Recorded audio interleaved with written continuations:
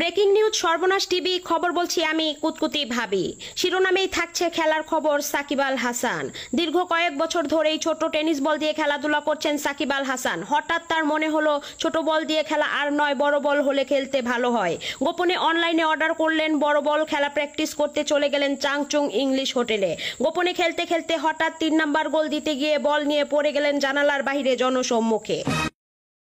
ঘটনাটি তদন্ত করে জানা যায় সাকিব আল হাসান যত সুন্দর হোক ছোট বল নয়, অসুন্দর ডাব্বা যাই হোক তবু তার বড় বল চাই।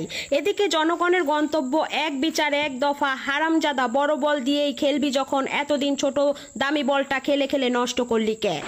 পরবর্তী খবর জানতে ভুয়া সাংবাদিক সাকিব আল হাসানের পিছে পিছে ঘুরছে। জানতে পারলে আপনাদের সামনে নিয়ে আসবো জলদি। আপাতত আমি বিদায় নিচ্ছি কুতকুতি ভাবি।